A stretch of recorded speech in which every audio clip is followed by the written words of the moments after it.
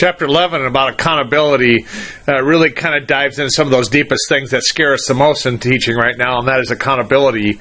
When we talk about assessment and standards and stuff, a lot of talk in the chapter about national curriculum, national tests, those kinds of things. And as you can imagine, I get kind of whiny and crabby again with it, but nonetheless, it's still coming, and I hope it serves you better. Shorter this time. I think you'll like that part of it, but I'm going to ask you to do a little more here, especially on the discussion questions. Please come in and respond to the discussion. I want you to at least get some thinking, read what some of the others are saying about things, that kind of what adds to a well-rounded experience here in the course. So I think I have 3 different ones on the discussion board this week. Chapter 11, Accountability and Assessment. Chapter 11, Standards, Assessments, and Accountability. And you'll see the textbook laid out exactly that way. Standards, Assessment, and Accountability. And the 3 things that create more angst for teachers than anything in recent past. And teachers still not quite sure where to go. It's a big change. And the chapter... We'll talk about this a number of times where this is, but let's get right to it.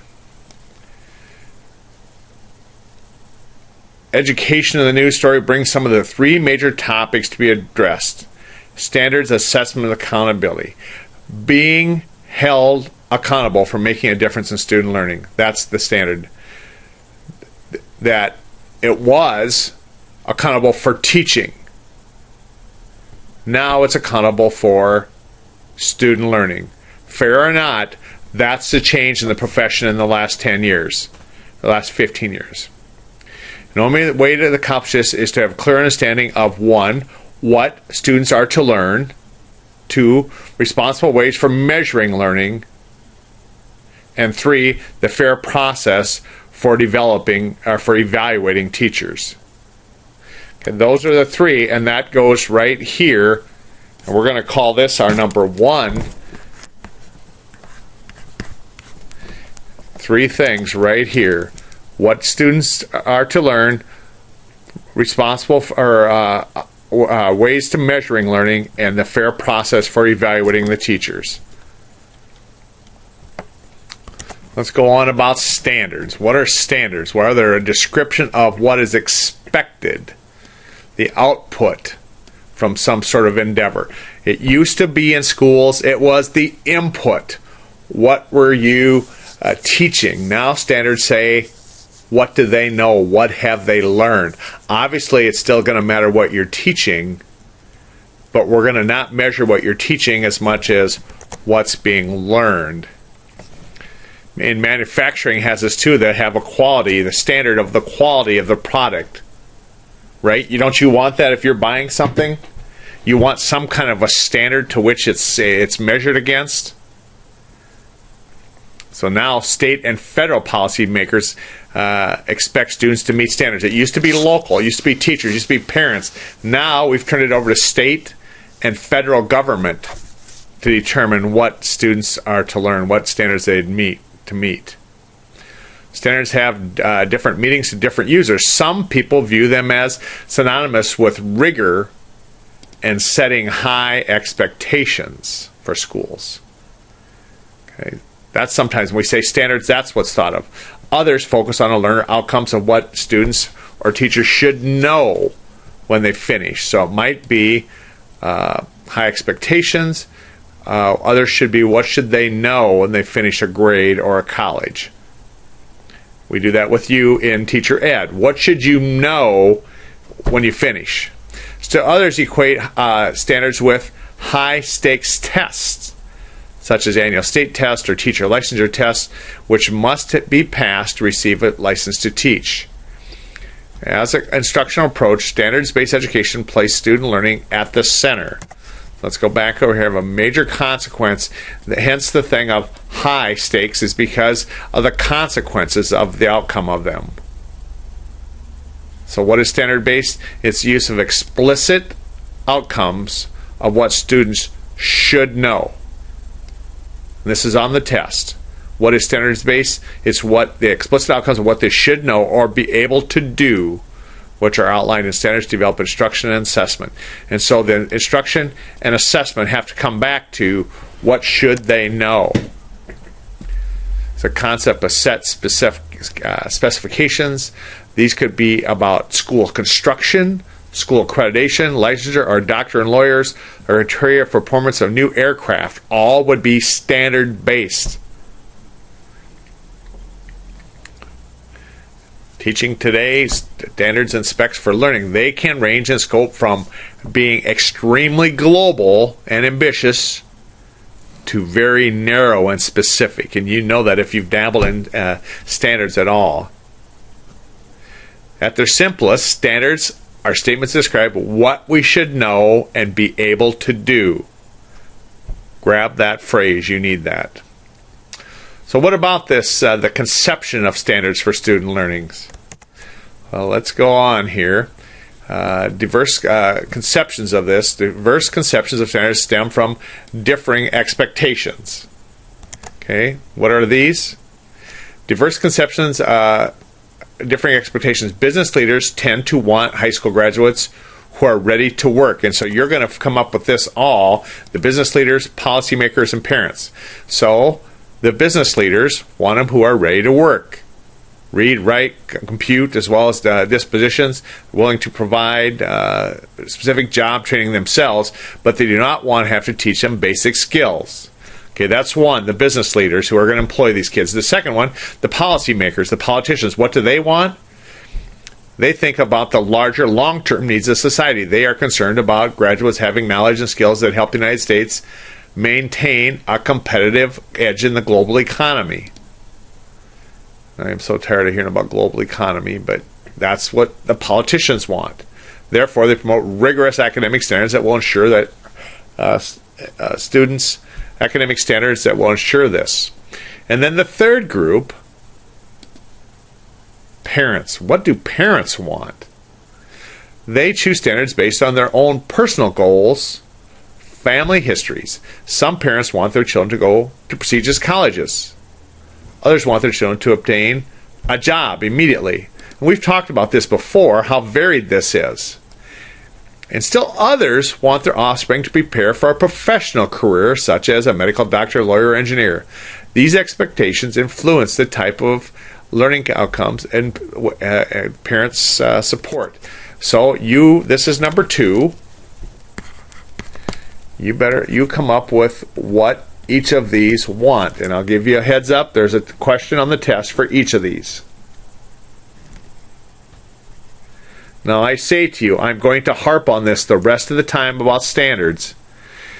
Look how varied what these folks want. How in the world can you pass this off to a state or to a federal government to set standards when these are so varied?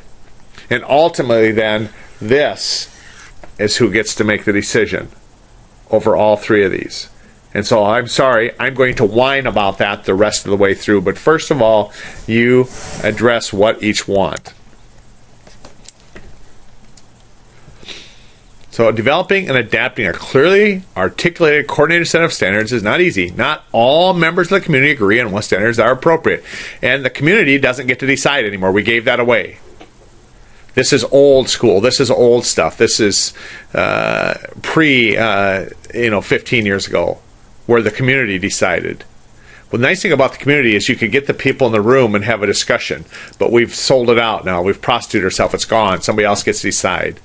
And despite these difficulties, development of clear standards enables different constituents within the school community to clarify the needs of their aspirations. The process of electing provides a forum, not only this. So first of all, at this time, developing national consensus around what's called Common Core standards, and I will say to you that is a false statement. There is no national consensus. There is no national consensus, so it's a misnomer there. But what is Common Core standards? You've had to have heard of this. Beginning in the 80s, many professional associations, curriculum groups, and statewide education committees began developing standards related to student learning. The first set of standards to receive widespread attention was math. Council for Math, and there's a question on the test about which one had standards first. And it's math. 89. Math teachers and math educators joined together to develop this statement of student learning outcomes and related standards about the instruction. Over the next 10 to 20 years, many sets of standards were published.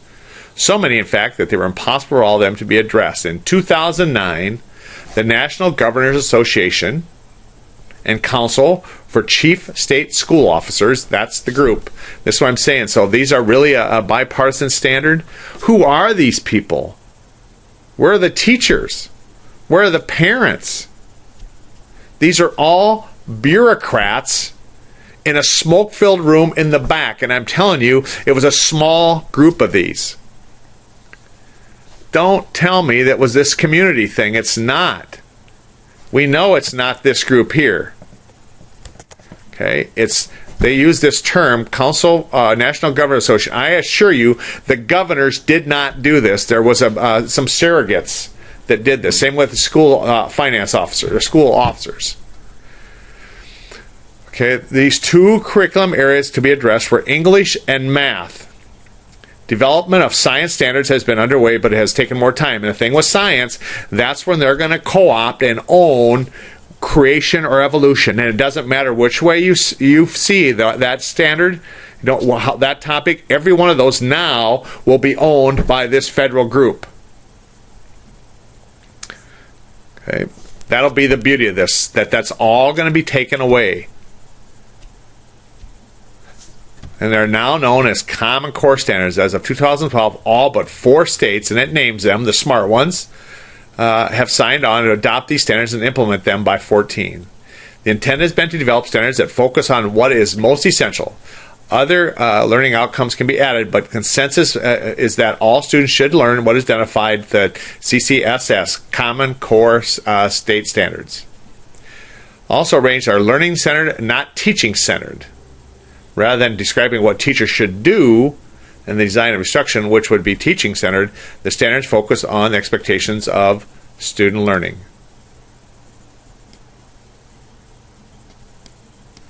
Development of each of these has involved a broad range of experts, including teachers, scholars, and this. No, we just said it was the governors and the chief school officers. Careful consideration is given to what students should learn in each year of schooling. So Common Core isn't overall, it's each year. There's a standard for each year. What high school graduates should know, so each grade, and what a high school graduate should know in order to be successful in post-secondary education. The foundational design considers English arts are presented in this table, and there's another table for it also. I want to bring this up here. What the definition Common Core Standards and Learning Centered and Teaching Centered. And let's go over here. Yes, controversial to say the least, as you can tell from my whining. I just can't understand how we would let this go to that level, to the federal government.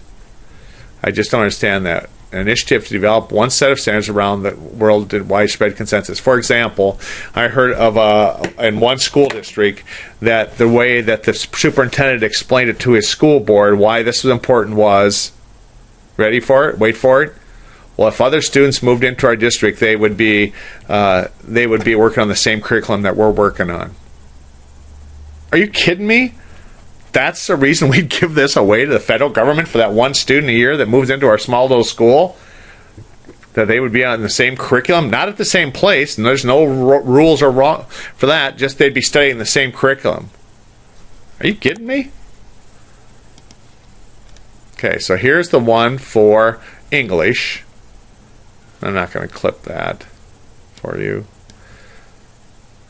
All right. So they haven't been without debate, and that's one thing I got to give the authors, that they give you a little debate. Not much, but they gave you a little. Let me read it to you. One aim in their development was that the Common Core state standards would be available to all states, but their adoption would be voluntary. Okay, this is what makes it controversy. They're voluntary. Don't have to adopt them. However, in the fall of 2011, President Obama, okay, this is voluntary, tied receiving a waiver from the mandates of No Child Left Behind to states implementing college and career-ready standards. And this is when the governor of South Dakota immediately adopted them. Oh, you mean we can get out from under No Child Left Behind? And this is what I say is when I say to you, don't tell me it's not a federal initiative and owned by the federal government. It is, and right here it is. States had the option to develop their own standards, but the step taken by most has been to adopt the Common Core because everybody wanted this waiver. Another overreach by the federal government in 2002. States had the option to develop this. This direction was angered conservatives who see the president's move as an overreach. Why is that an overreach by the federal government? Because if you're a constitution-based government, there is absolutely no mention of education, and now they are taking over. This now gives them authority over what is to be taught and learned in the schools. Not an overreach, and leading to less state control of education. State control, how about the locals? Education, remember we studied earlier that education is all to be at the state level? And as the day began, the other thing they didn't leave out here is the president also said he awarded race to the top money to states that adopted this early at his discretion. So that was another way he greased the wheel for this to happen. As this debate began to take shape, the governor of South Carolina, Nikki Haley, pressed lawmakers to abandon the state commitment to adopt this. Some academics have argued that there is not a research base. And that's what is our big thing now. Everything has to be research-based, but there was no research behind these standards. When some see it as conspiracy, others see a collaborative effort from this group. School officers develop a shared set of expectations for students learning that in the end would contribute to national global competitiveness. This debate is likely to be long and lasting. And that's what I would like you to put here. This will be number 3. And bold it and red it and circle it. It's going to be long and lasting, and I'm going to say to you again, how do we cut out these other groups out of here in the name of the federal government? That the federal government set those standards. I don't get it. It'll be interesting to see how this plays out in your time as teachers. I predict that there'll be some change. What will happen, I predict, is the next president, whichever side of the aisle is from, will give waivers away from this. Even if you've committed to it, there'll be waivers when they find out, some of the challenges that are hard to meet. And one of the things that I think is we look, like anytime you reach from, I call it 10,000 miles up in the sky, the federal government, that there's no connect between these people setting these standards and you, the teacher down on the ground, you teachers down on the ground, boots on the ground, making this happen. There's no connect. Very easy for folks that high up in the air to sit in these smoke-filled rooms. You realize that's a euphemism, right? That wouldn't be allowed. Somebody would be arrested if it was a smoke-filled room, but that was an old saying. A smoke-filled room meaning that people left them alone and they got to do what they wanted to do. I just don't want you to go away thinking that I was advocating a smoke-filled room, but that's just a euphemism. But they sat in these smoke-filled rooms and come up with this. And there is no widespread consensus on either side of the aisle for this. All right. So what are other lists of standards? First is this world-class standard in the global economy, and I'm going to make this number 4. And you get to do these, 2, 3, and 4, a little framework. And there's a few questions on the tests, certainly about these here. And so let me show you here's some things you could do. The real world ones was about inputs. Here's the opportunity to learn. And right down here, it gives you some of this that you're going to want to bring in. The opportunity to learn and the content standards here, you can bring those in. This one here maybe is the most interesting because this is what we had just prior to Common Core was content standards, and everybody thought this was a big reach, but this was all done down at the state and the local level. that every state did this, but they included local people, and some of our DSU people got to be involved in this, that you would set the same kind of deal, standards, but standards that we could live with and that we could adjust because it was done down at the local levels. The state ran it, but they included people at the local level that wanted to set those standards, and it fit each state and even communities. And here it tells some of the ones that were involved with that. And so that was the precursor to a federal curriculum. Federal standardized tests was called content standards. Standards that specify learning outcomes in a subject or discipline, for example, math and social studies, but it was at the state level. It was not the federal government. And that's what's so interesting about Common Core was every state had set their content standards. So it's really interesting to me that we rooted that out. And then, of course, states had their state tests and stuff. And then they went to this, there's this 21st century knowledge and skills framework, and this is all about technology. Since standardized tests began to go apart, educators have concerned about such things as critical thinking and problem solving have been ignored. And here's another thing, and you're going to really think I'm whiny now. Critical thinking and problem solving, but what the heck is that? None of you learned critical thinking and problem solving, so for a couple hundred years we've been teaching kids and not teaching them critical thinking and problem solving. What I'm finding is that is really code words for thinking the way we want you to think. Solve problems the way we want you to solve them. And if you don't do it that way, then you obviously don't have critical thinking and problem-solving skills. So I'm not quite sure and why we think we're teaching that. So in other words, what we have to really do is crush the basics, the classics that we've talked about before, because we need to teach you to have critical thinking and problem-solving. And yet you can't really find anybody to tell you what that is. But it's a good buzzword. We all get excited about it. Critical thinking, problem-solving, let's do it. But what is that? And I would urge you to teach the classics, teach things that kids can use. All right. A number of business leaders and policymakers agree. They called attention to this 21st century skills. Okay, and they would be needed to global economy and rapidly changing world. And then it talks about this partnership of Adobe, Dell Computer, Apple, Microsoft, Blackboard, Leapfrog, Discovery Education, AT&T. Everybody got together and came up with this curriculum of standardized things. So the core subjects are addressed in the content standards through this technology. And so you get to put that in also. It goes on over here. Again, critical thinking, problem solving, communications and collaborations. And communication and collaboration has dramatically changed with technology. But to say we have to teach you critical thinking and problem solving, I just don't get that. That, in other words, if we educate you well with the classics, you won't be a critical thinker. I think what they're doing to my kids in school is they're saying critical thinking looks like this. It's thinking the way we think. And if you think different than that, we say to you, you're not a critical thinker or a problem solver. And I've got some evidence of that, and I don't want to rant anymore, but my kids come home and say they disagreed with something and they were taken to the woodshed. You're not doing it right. You don't know. You're naive, those kinds of things. And so it was exasperating to my kids, but I said, but that's what we do. That's critical thinking, problem solving, is you got to think like the teacher does. So having skills related to information, media, technology can be important. So what about the federal role and standards? Well, meeting of the governors in '89, President George Bush called for the development of content standards to ensure the nations of this, be international of this. Again, his baby was No Child Left Behind. He too overreached. He too has no authority whatsoever. He's the one that passed and signed No Child Left Behind. Okay.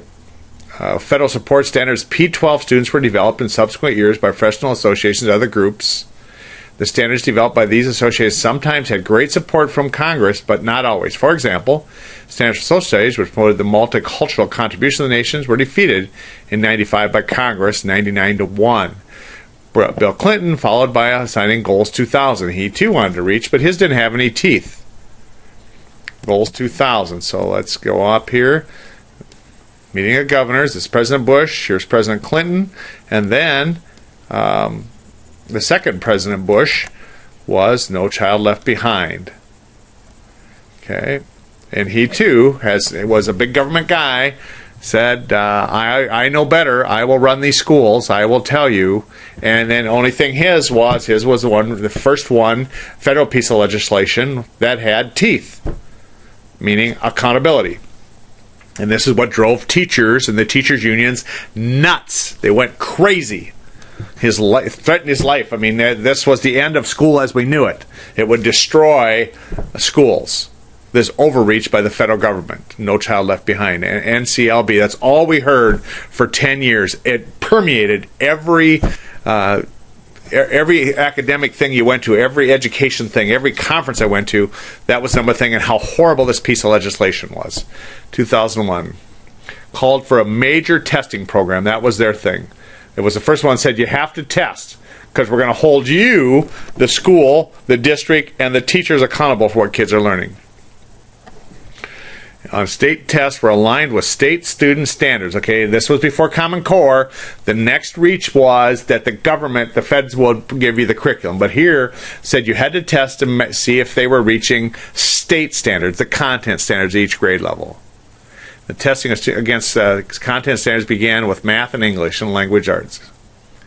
So Left Behind required all states to set standards, which our state did, what child should know and learn in grades in math, reading, and science. In addition, the states were required to set a level of proficiency.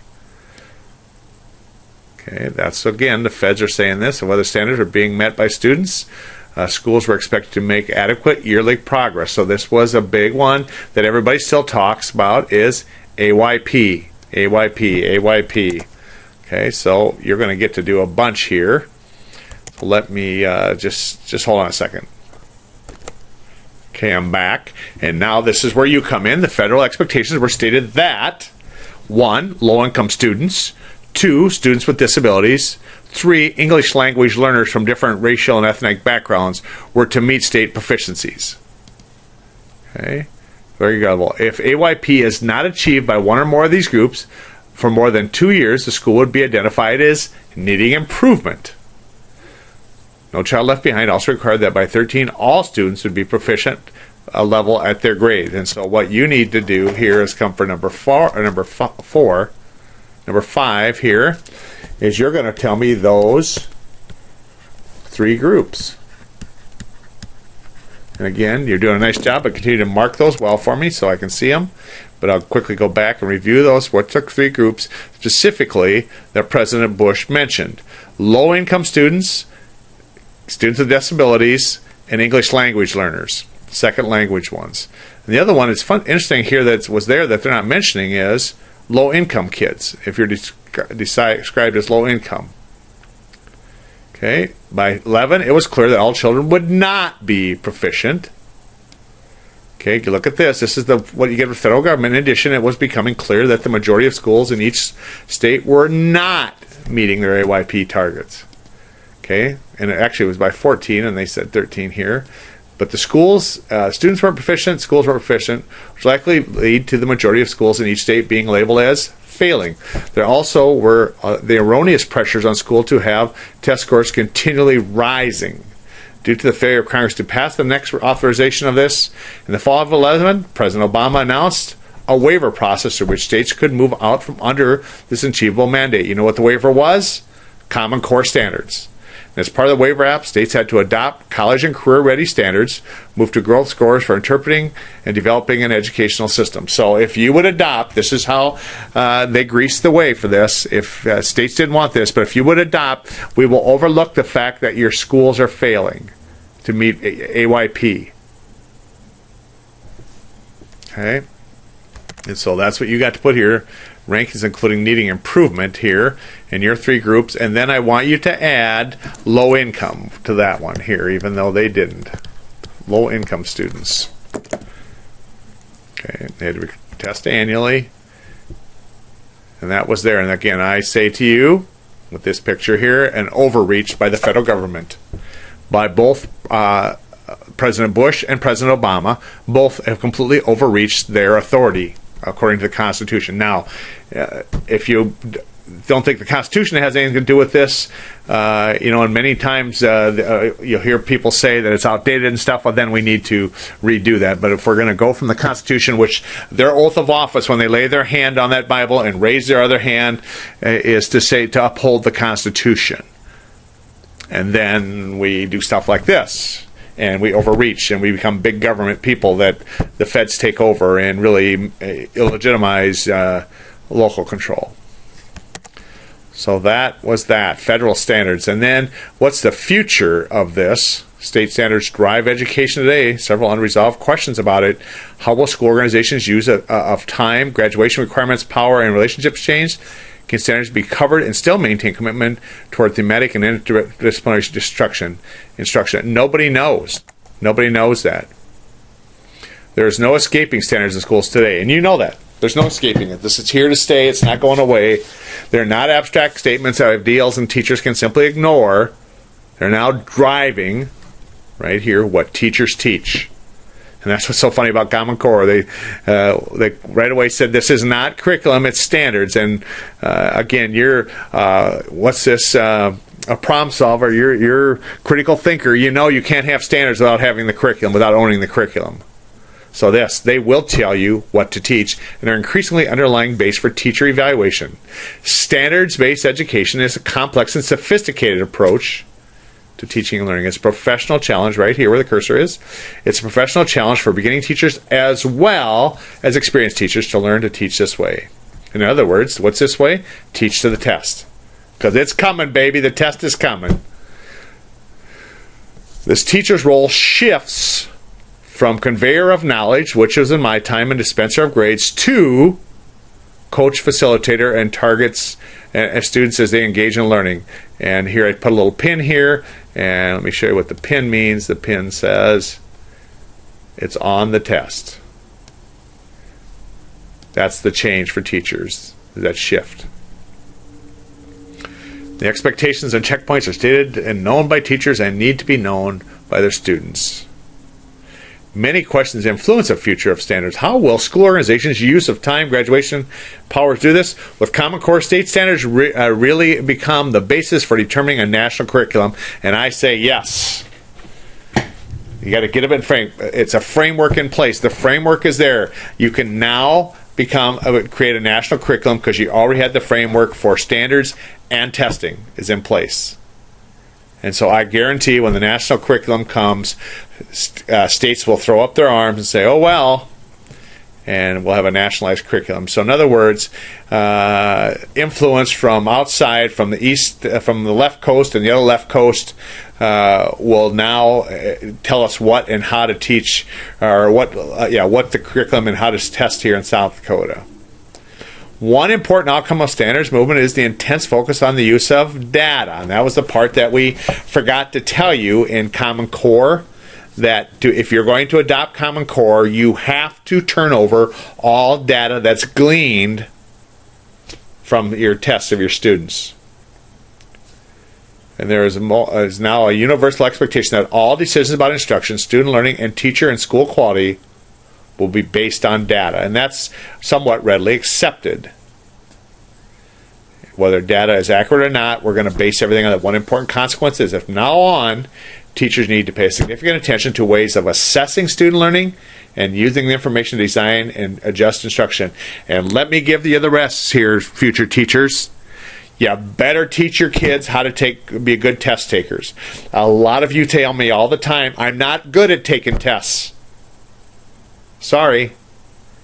If you're going to get your rightly due for the quality of your work, you're going to have to. And how do you teach kids to be good testers?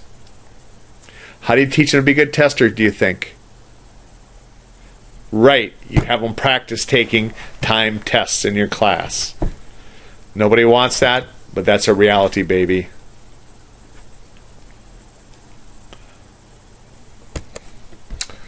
Well, let's get on with this part. The actual assessing of the student learning.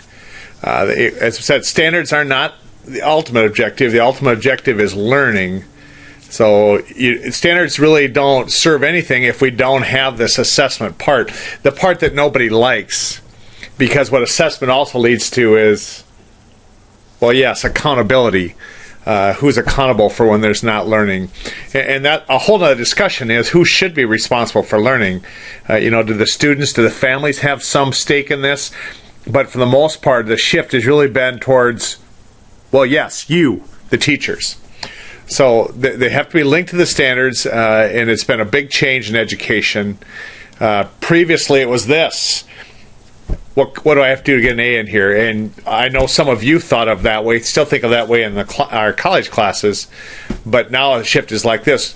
A teacher says, how do I have to adjust my teaching so that students are learning? And a student says, what is it I am to learn here? Okay, and not what am I have to do to get an A, but what do I have to learn? And because I have to demonstrate that to you that I've learned it other than a test. So, and with that comes a lot of data. And with that data, that we're able to take that data and massage it and pull it and move it and lie about it and share it with others. That's the importance of data here and why it's critical that all the schools get hooked on so that we can transmit that data to every place else so everybody can see it. So actually, what is assessment? Well, it implies it's that evaluation, grades, tests, performance, reflection, criteria, rubrics, and more. Grades aren't going away. They're changing in what they're meaning. And I, honest to say, I cannot tell what the grades mean on the report cards anymore. That this last time my kids got report card, there was like 3 or 4 different grades for each subject. And none of them are a definitive grade of what they're getting in the subject. For example, one of the boys had an A and a D and a C in a class. Well, so what is the overall grade? It doesn't say. And so you get to decide what that is. And there was 3 different things in there. So to encompass adequately the many dimensions, we'll examine the assessment in a broader sense. The term assessment is derived from the Latin word assessio, which means to sit beside. So you get to have that. That's about number 6. I want you to put that right here. 6. What is this? What is it from? Assessio, and what that means. Assessment, designed to help students. It's gather, interpret, feedback. The whole idea, and those are honorable things. What they're about. To sit beside. So keep in mind, assessing is the larger process of gathering information, interpreting it, and that's a big part too, is interpreting, because that's a whole nother skill. A lot of us can help gather, but what does it mean? And that's why I say we can lie about it, is that oftentimes we can take and interpret this any way you want. It's up to the individual. It's like reporting news. 2 people see the same thing and report it completely different, and that's the way with data, and interpreting data is. The ultimate adjustment is teaching and learning is the outcome. So that's the ultimate here of it, is to help students. And I'm going to say number 7 that I want you to put in here is adjusting teaching. Because if you're not adjusting, it's really kind of meaningless. So that's number 7. So purpose, formative and summative assessments. Teachers today are used to a number of other purposes as well. It's important you understand the difference. Otherwise, you and students of this. So first of all, formative is done to determine what students have learned and provide feedback to them so that both you and the students can understand what's next. Summative is final, and this is always at the end. But whether the desired level of accomplishment has been attained, such as for passing a course. It has the same here. Learn, plan next steps, and make final judgments of it. All right. That's translated to this. First, assessment of learning. Assessment of learning versus assessment for learning. And so you'll come to that conclusion here. So let's talk about it, and then you enter this. And let me just say here, this will be your number 8, is to compare and contrast.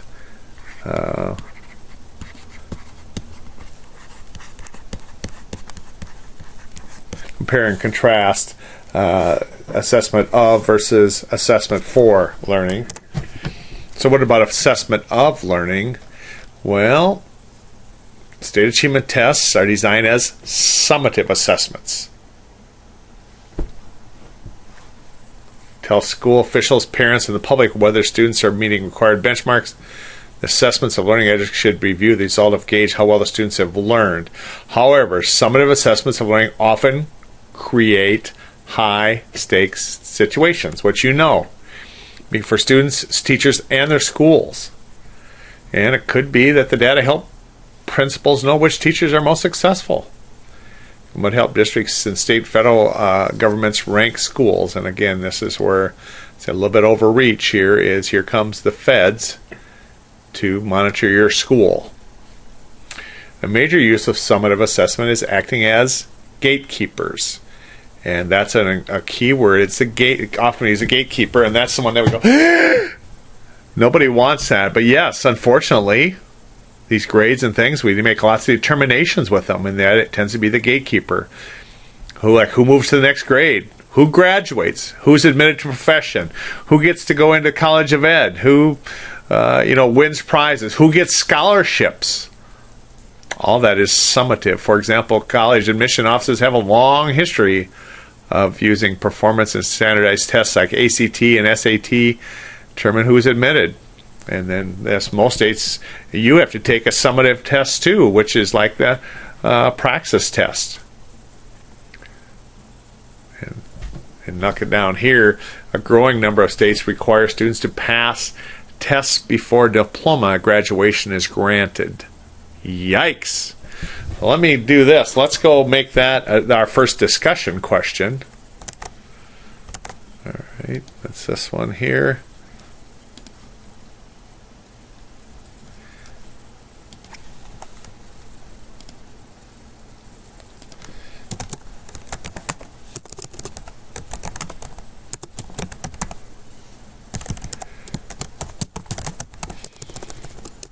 Should students have to pass a state test to graduate from high school? All right. So that's our first one. There'll be others, and I'm going to come back here and put it down here for you. Just put it down here. A widget. Discussion area. Make sure you can all get in there.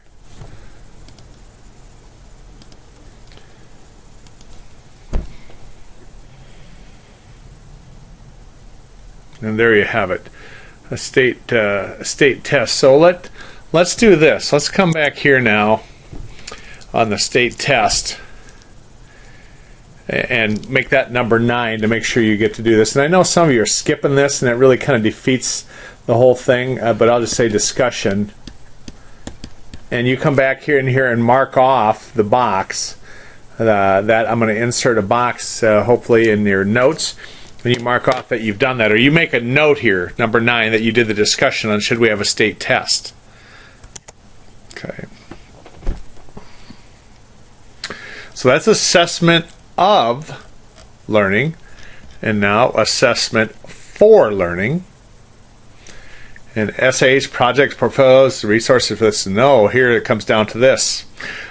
In the highlight, they also maintain records about how well lessons went for adaptations they made, and they will do the same at different next time. Recorded notes and evidence about student work also can be an important part of this. In addition, elements should include notes about growth over time. So in other words, it's your notes, it's your process to improve the learning. Okay. Purpose of helping students learn at higher levels. Assessment can help identify this. Do not think assessment is something only teachers do. Students can do it too. Right, talks about that. And then types of assessments. Here's the types.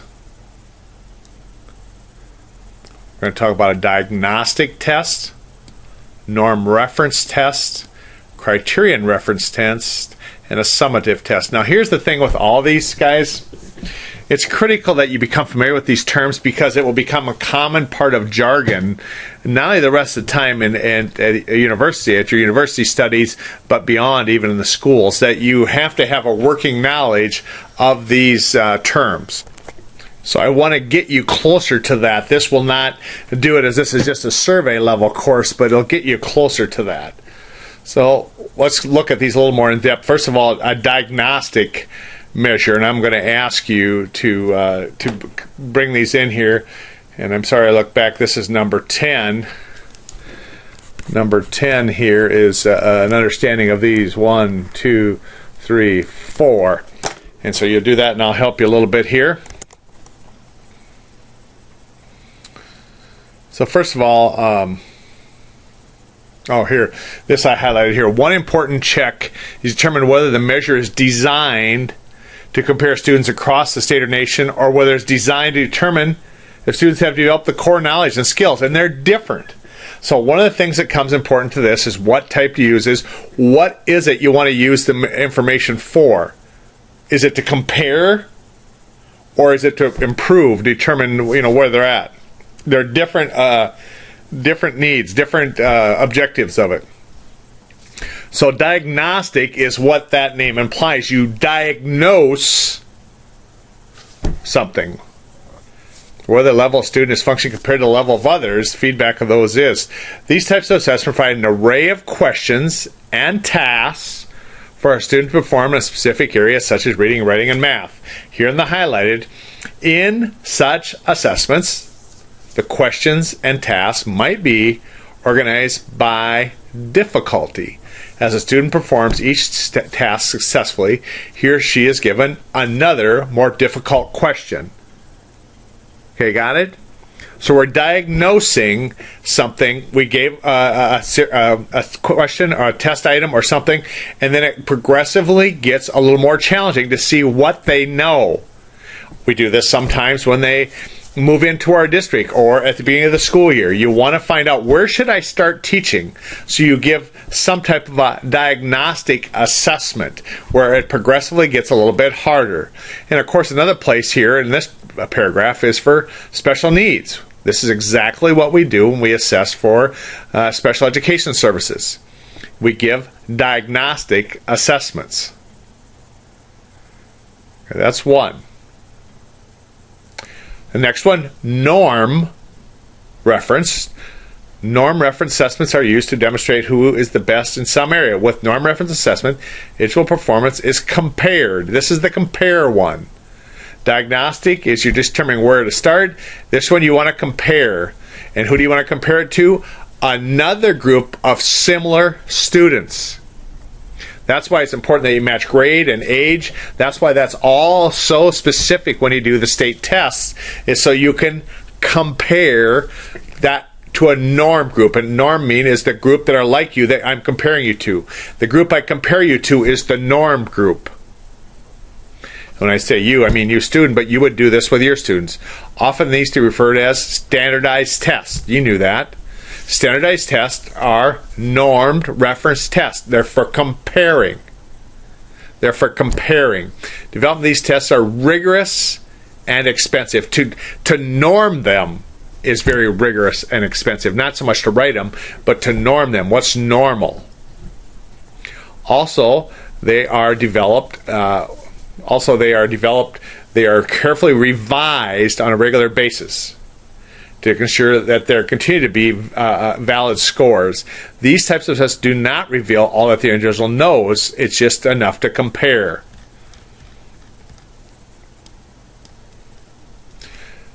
Standard, in some ways, norm reference measures are like a contest, expected that some students will excel and others will fail. So it's like 50%. Let me see, just a second. Let me show you a little bit what that means. Anytime we give a norm reference test, we talk about a bell-shaped curve. In the middle would be, we would say 100 would be normal, average. That's not a grade, that's just a score.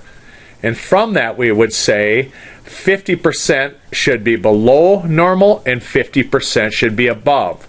So there's never, if you have 100% over here or over here, there's something wrong with the test. And that's why it's important that they re-norm it, they revise it every so often. So if too many are on this side, you would make it a little bit harder. You would re-norm it that way. Or too many are below, so the average is below 100, then you would re-norm it that way. That's what a norm reference is. In a normal distribution, there should be 50%. There should be 50% on each side of normal. And it's believed this too. In a true bell-shaped curve, 35% would be one standard deviation here, 35 one standard deviation here.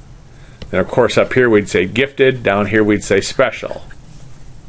But for this purpose, a norm reference, 50% will score below the 50th percentile.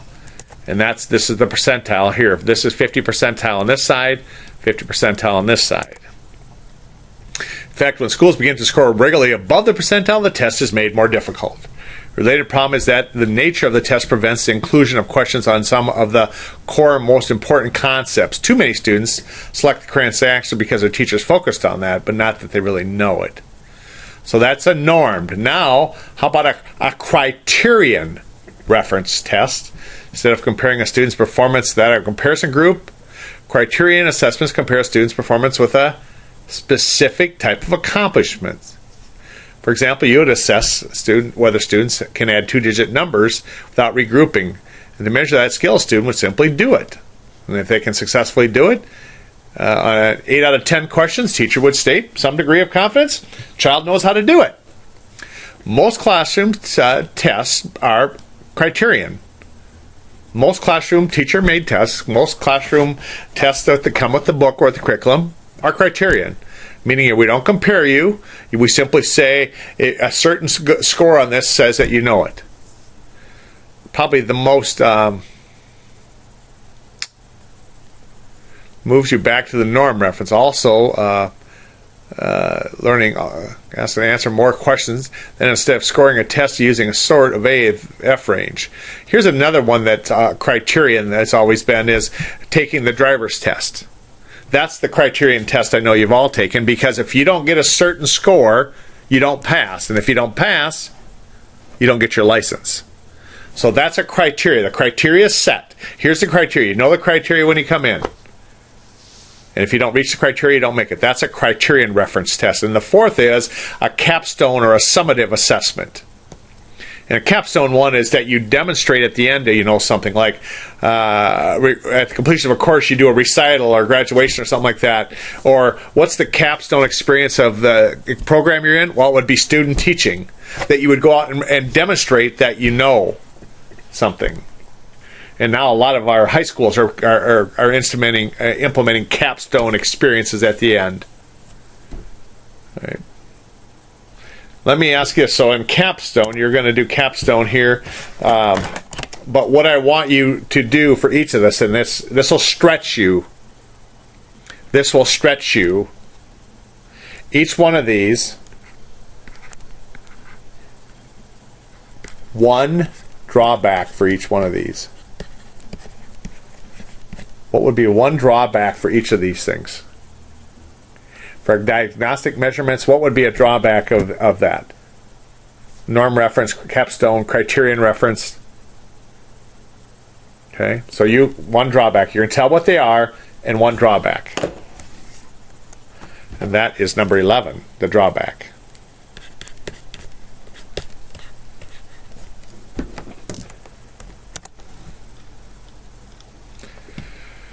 How about performance measurements?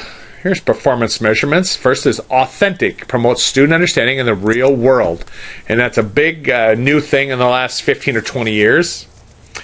Parents and educators want assessments allow students to demonstrate a number of ways that they have met their standards in a real world or authentic settings. In other words, a performance. Show me. Show us what you learned. The best performance measures are designed to promote student understanding and learning engagement rather than simply having to recall the facts. The development of this is teaching in challenging times. Performance assessment can be used to demonstrate a specific proficiency. You're proficient in something. Example has been taught a specific method of using a piece of science equipment, such as a gram balance. A performance assessment would include having the student weigh several objects on the balance and show that they know how to run it. And the teacher would typically observe the student to see whether all the techniques are followed. An example of performance-based assessment outside the classroom is the road test for driving. That you took the test, the criterion test, successfully passed it. Now you go and drive. And you demonstrate in an authentic performance-based test that you can do it. Now, if that was true, I don't know my 85-year-old father-in-law. I can't imagine how he can do this. I think he needs to go demonstrate this. Again, maybe that's what they should have to do each year after a certain age, is go do the performance-based or the authentic assessment of driving. But maybe need to do something here. Okay, so that's authentic or performance-based. And another authentic, let me flip you back over here. Authentic assessments are performance that are authentic. Another important characteristic, when the tasks are realistic in terms of being too close to possible. There are three major areas considering and developing authentic assessments for standards. First, a rich context needs to be designed, permits inquiry. Second, and finally third, and develop this benchmarks and context. And that's what I want you to do here. Number 12 is you will include these two here, benchmarks and context.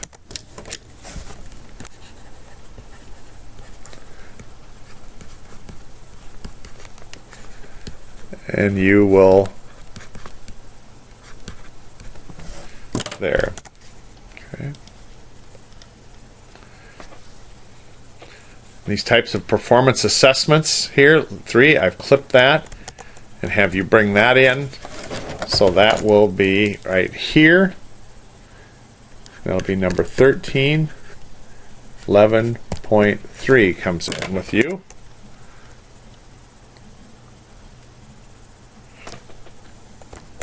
Let me see this one here. Too often teachers assess only one way but teach another. And for example, assessing by using paper and pencil tests or using single answer questions when instruction has been emphasized is inquiry is inappropriate. Same as the reverse. If you're assessing a student on a hands-on on inquiry mode, but you've only taught with lecture and paper pencil, that doesn't work either.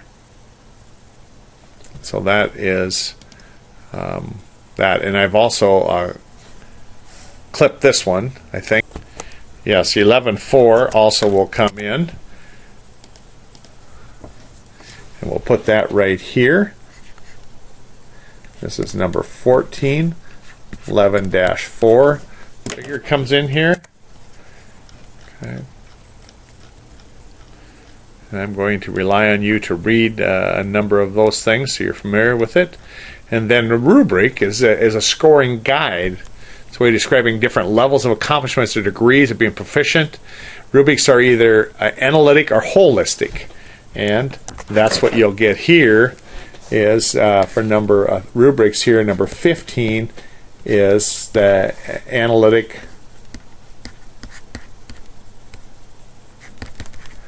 or holistic.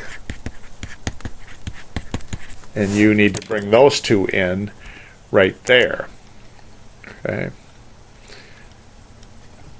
And basing assessments in the work of a discipline, and I'm going to let you do that one also, and this will be number 16. Mark them well when you bring them in. Thanks.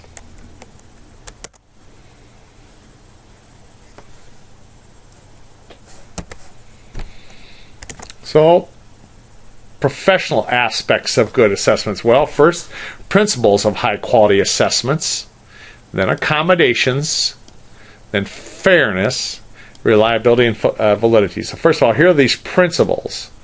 High quality base assessments on learning standards involve local educators in designing and scoring them, represent performance by understanding authentically embed assessments in curriculum instruction, provide multiple forms of evidence about student learning, meaning not just a test, And then evaluate standards without unnecessary standardization of them. So that is those principles. And right here they are again. Then accommodations is the issue of assessment become even more glaring for students who are English language learners and those with special needs. And that's more common, I guess, especially to me, is those with special needs. State and national assessments usually allow appropriate accommodations for use of groups as outlined. The purpose of an accommodation is to allow these students to access the test content without changing the accuracy of the test so that results are comparable to students who do not need the accommodation. Determining the accommodation depends on a number of factors, including their disability, age, nature of assessment, and that's all right here. And the skill and the subject being taught. Often simply changing the way in which a learning is assessed can provide this. So here's what you're going to do with accommodations. You're going to make this distinguishment. Accommodation, this will be number 17. Number 17 is you will note this. What is the difference between accommodation and modification? And here it is. This is what you're going to put in here for number 17. Accommodation is you can change access to the curriculum or the assessment. You can change the way they access it. They maybe use technology. They maybe use an aid. Any of those things. It'll change the way. An accommodation is you change the way they access assessments or curriculums or school. Modification is you change the rigor. You change how hard it is for them, not their access. That's what you put in there.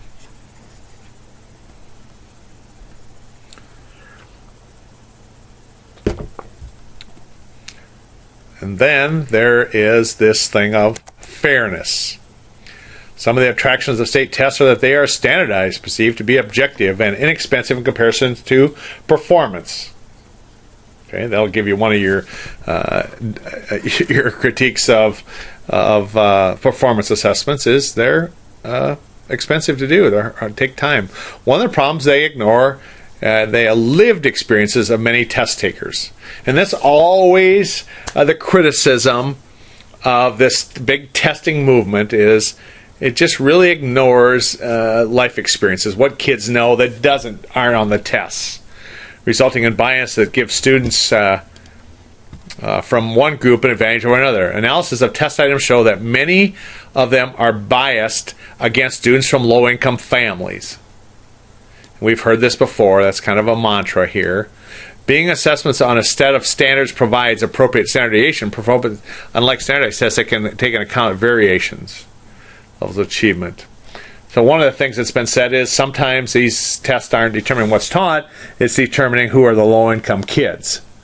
And your lifelong challenge will be is how to change that. And I said to you before, if it was money, it would have been corrected years ago. There's something else we're missing there. And so often biased to low income, okay? Tests ignore lived experiences. And first, this validity is whether an item measures the intended objective. Is it measuring what was taught, what it was supposed to, and is it consistent information about learning? That's what those two are. And then this one here is a little trickier, and you get to bring some in here. Before leaving the assessment topic, you'd like the interest in how new approaches to assess teacher candidates, which are you. There are some interesting, promising directions in this area as well. In this section, you review two approaches.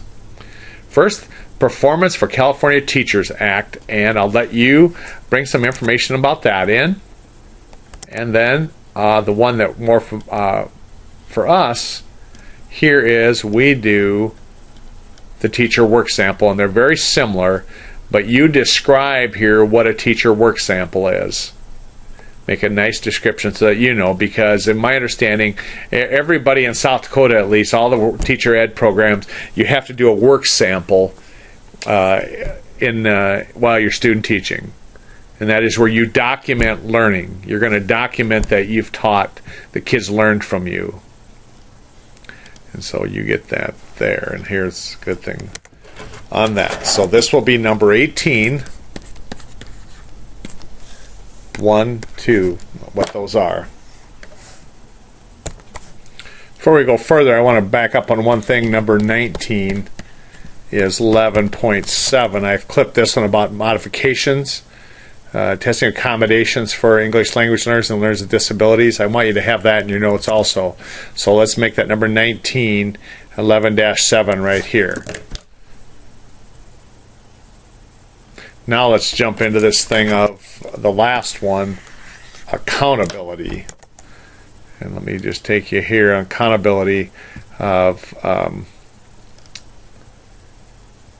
the different models and stuff like that. And I'm going to ask you to help here with things like high stakes testing and cheating and teaching to the test, those kinds of things. So first of all, what is data is value added to different models here from the textbook.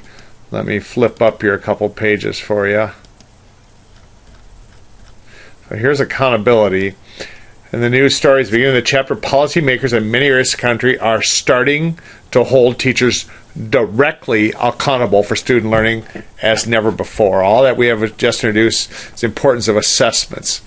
But one of the things that we can debate is, is that right?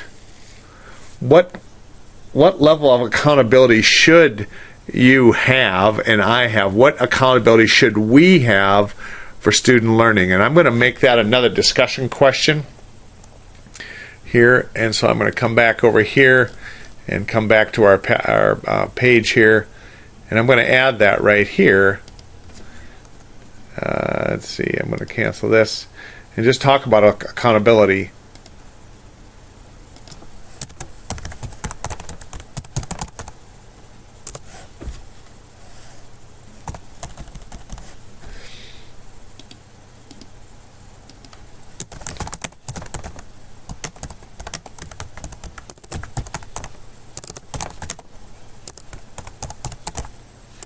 Should we have as teachers? Typos. What level of accountability should we have as teachers? Should we be responsible not for teaching but for learning? And when I say that in comparison to who else should be accountable, what responsibility does the student have, the learner?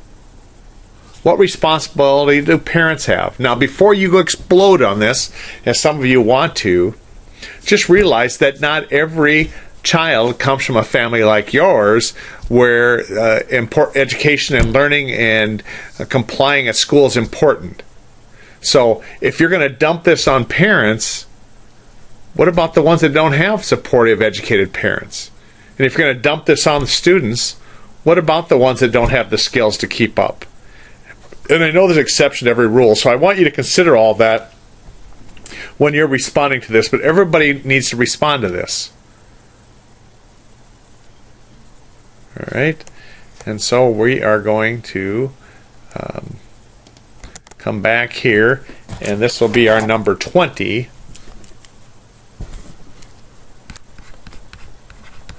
And that is to discuss accountability. Discuss accountability. Okay, so let's get at it here. Accountability, because you're going to be held. Sources and uses of data and accountability. Well, first of all, they couldn't decide on these different models because No Child Left Behind said that you got 2 years to have everybody make annual yearly progress, AYP. Important new approaches to analyzing this. First is the growth model. Because there was no comparing from one year to the other, one of the models is let's do that, this growth model. So what the growth model said, compare growth, account for characteristics such as poverty. No, I'm sorry, this growth one is here. Relies on multiple measures of performance. Year-to-year test scores of those attend the school and time period. Accountability question comes like this. Did those students who were in school for a year, again, more than less than similar students in other schools? Okay, so another way to ask this is the growth model is by how much on average did math scores and students attending this school improve over the last year? So we have that here. Then the value added model says growth over a period of time. And so those are here. This is the value added model. And then there's this next one is the cut score, multiple measures. And I'm going to ask you to talk about that. This will be number 21. Is cut scores and model, and you explain that. And that is simply by assigning that like a summative thing. It's a gatekeeper thing. Do you pass or don't you do? Here's the score that your student has to get to pass. Particular standardized test selected, policy boards, state and boards, and legislators side on the cut score. Then the fate of the test taker depends on whether they score above or below that. Kind of becomes criteria. So, a significantly more responsible way, so these authors are saying, is multiple measures. Any gatekeeping type of decision should be based on several measures, and different types of measures, not a single test. Policymakers also, at all levels, should require multiple measures. This would also be self-imposed requirements by you as a teacher. See, one of the things that happened here, too, that for a long, long time, we gave you that credibility, said that if you said that they learned and they met minimum requirements, then they got this little piece of paper that walked out the door that said certificate, graduation. And what happened is we started to find more and more and more people walking out the door with that piece of paper that were not prepared, that didn't have basic skills. And that's when the government said, oh my gosh, we've got to get in there. We've got to get this straightened out. And it really fell on your shoulders as teachers. And we then decided that you did not have that credibility to make that decision. And I'm not sure how we all got there, but that's what it comes down to. We used to let you make that determination, and now you don't get to.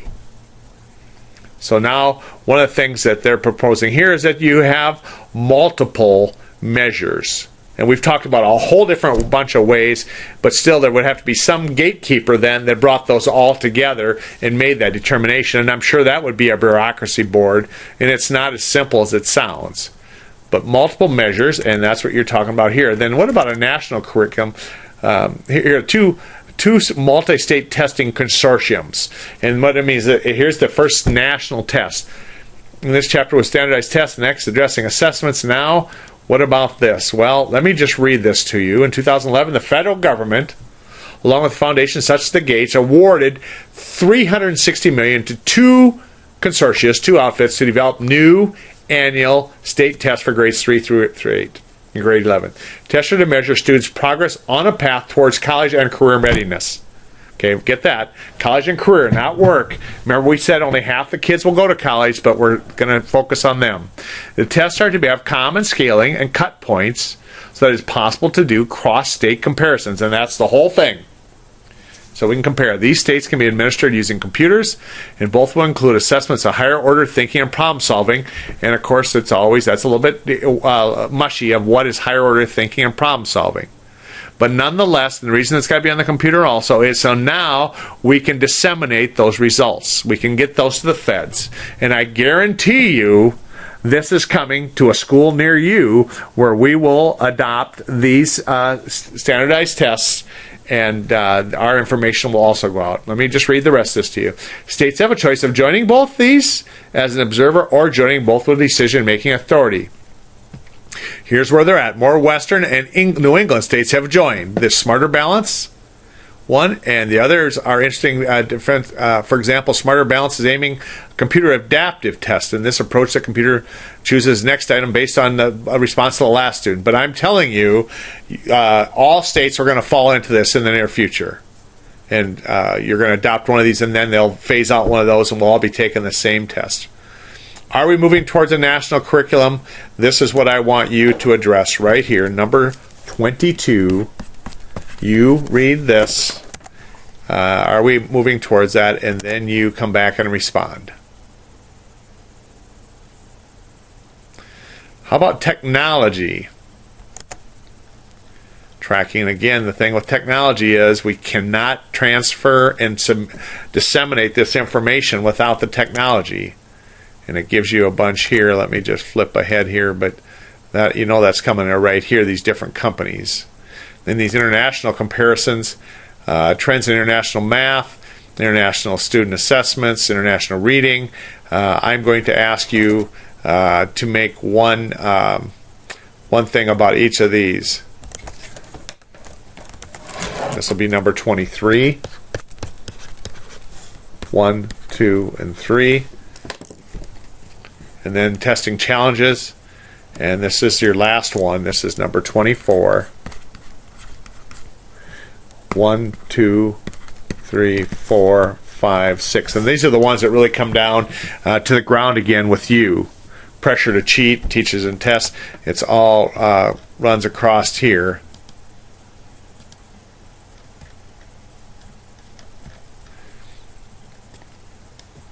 High stakes testing, I say we've kind of beat that to death, but some of these other ones, not so much here, the criteria for it, but pressure to cheat, high stakes conditions, teachers and principals invest concerted effort in helping their students on these tests. And nearly every school and classroom teachers and regular ed to this. These preparations can be practical and practicing. We've got some well documented. We've got people in prison now for this, that we found that principals and teachers alike, cheating ranges from telling students how to answer specific questions, principals and school administrators actually changing students' responses. Happened several years ago in Atlanta, Georgia. In some instances, schools have encouraged some students, such as those with learning disabilities, to stay home on the day of testing and not be tested. And so you get to bring that into that pressure. And again, how can it not be? How you can imagine what's at stake. That'll be the next big wave in our system is, what do we do? What do we do? What do we do with these people that are cheating? And then we'll have that scramble. And next thing you know, we'll have to have somebody from the federal government come to your school and observe during the time to make sure there's no cheating. And he'll have to administer them with the computers, or maybe the feds will buy a couple million computers, and he'll come to your school, and you have to use their computers to take the tests and the stuff. That would be another reason for them to want one national curriculum and one national test, because then they have complete control of it. Ha! And then teaching to the test, that's a long booted one around. You read that and respond to that on the thing. And then I'm going to put this up, number 25. Does prepping for high stakes tests interfere with teaching? So this will be number 25. Who's right? Discuss. And again, please do this. I'm going to start taking off of that. Go do that at the end. Who's right? And you can't do it till you've read this. It's a little bit longer this time, but it's very good.